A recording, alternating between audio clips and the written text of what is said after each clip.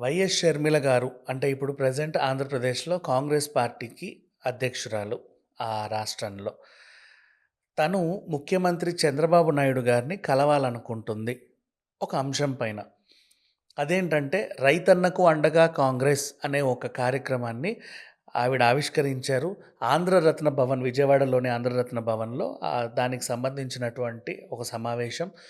ఆ తర్వాత వాళ్ళకంటూ కొన్ని అంటే రైతుల సమస్యలు వాళ్ళ దగ్గరికి ఏవైతే వచ్చాయో అవన్నీ వాళ్ళు పిన్ చేసుకొని, ఫైల్ చేసుకొని, ఆ సమస్యలని పరిష్కరించే విధంగా ముఖ్యమంత్రి గారికి ఒక వినతి పత్రం అందజేయడానికి ఆవిడ వెళ్తున్నారు.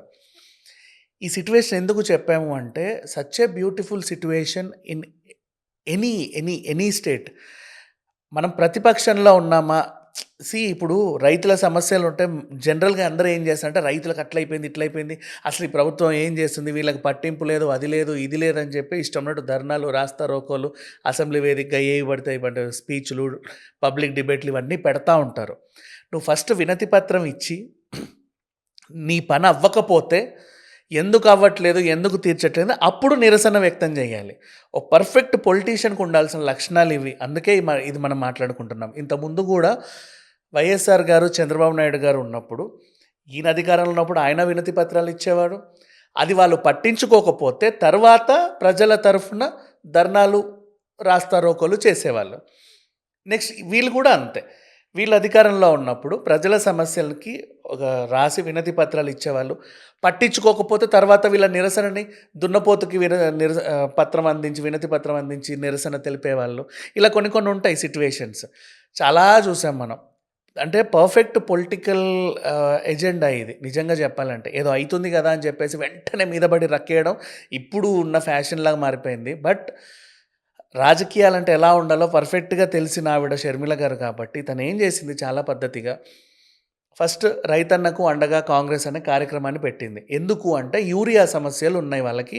సకాలంలో యూరియా అందక పంటలు నష్టపోవడం అండ్ వాళ్ళు సమస్యలు ఇంకా బోల్డన్ని ఉన్నాయి. 1 కాదు, 2 కాదు. అసెంబ్లీలో కూడా దీని గురించి చర్చొచ్చినా కూడా ఏదో రూ. 800తో దాన్ని పరిష్కరించేసాము అన్నట్లుగా వాళ్ళేదో మాట్లాడితే, ఇది కాదు చేయాల్సింది. ఇంకా చాలా ఉంది. మీరు ఇలా చేయాలి, అలా చేయాలి. వీళ్ళకి ఇలా చేస్తే రైతు ఆత్మహత్యలుండవు. పైగా ఇప్పుడు భారీ వర్షాల కారణంగా బోలెడంత పంట కూడా దెబ్బతినింది. అండ్ నెక్స్ట్ ఫ్యూచర్‌లో వేటి రేట్లు పెరుగుతాయో తెలీదు. వేటి రేట్లు తగ్గుతాయో తెలీదు. లాస్ట్ టైం కూడా ఈవిడ వాళ్ళ అబ్బాయిని పట్టుకొని రైతుల సమస్య తెలుసుకుందామని చెప్పేసి మార్కెట్ యార్డ్‌కెళ్ళింది. సో, ఇట్లా అంటే సిట్యుయేషన్ ఏదన్నా వచ్చినప్పుడు, విపత్తులు వచ్చినప్పుడు నెక్స్ట్ ఫ్యూచర్‌లో దేనికి మన కొరత ఉంటది, దేని రేట్లు పెరుగుతాయి, ఎవరికి నష్టం, ఏ రైతులకు నష్టం చేకూరుతుంది, ఇలాంటివన్నీ కూడా అవగాహన పెంచుకోవడానికి వాళ్ళ అబ్బాయిని కూడా తీసుకెళ్ళింది. అతను కూడా అవన్నీ చూశాడు.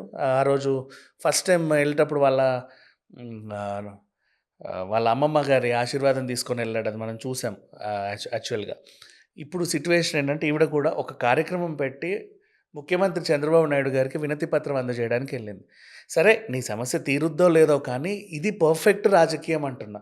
అంటే ప్రజల కోసం పోరాడడం. ఈవెన్ ఇంతకుముందు మన తెలంగాణకు వచ్చినప్పుడు కూడా ప్రతి మంగళవారం నిరుద్యోగుల కోసం దీక్ష చేపట్టింది. అంటే ఉద్యోగాలు అందట్లేదు, ఉద్యోగాలు అని. ఆ ఉద్యోగం పేరుతోనే కదా బర్రెలక్క కూడా బాగా ఫేమస్ అయింది మనకు తెలుసు. సో, ఇది సిట్యుయేషన్. అంటే ప్రజలకి ప్రెజెంట్ ఏ ఏ సమస్యలు ఉన్నాయో వాటిని అడ్రస్ చేయడం, వాటి తరఫున పోరాడుతూ జనాల్లోకి వెళ్ళడం, వాటికి సంబంధించి ఏమైనా ప్రభుత్వం చేయాల్సి ఉంటే వాళ్ళకి వినతి పత్రాలు పెట్టడం, వాళ్ళు ఒకవేళ సకాలంలో స్పందించలేదు, ఇక్కడ నష్టం భారీగా జరుగుతుంది అన్నప్పుడు ధర్నాకి దిగడం. ఇది కదా పాలిటిక్స్ అంటే. మనం ఏం చూస్తున్నామంటే రోజు వీడు వాళ్ళని తిడుతున్నాడు, వాడు వీళ్ళని తిడుతున్నాడు, పిచ్చి పిచ్చి బూతులు తిట్టేసుకుంటున్నారు, నా కొడకల్లారా అంటున్నారు, ఏది పడితే మాట్లాడేస్తున్నారు. ఈ సందర్భాన్ని గుర్తు చేసుకోవడానికే ఈ టాపిక్ చేయాల్సి వచ్చింది. Thank you so much.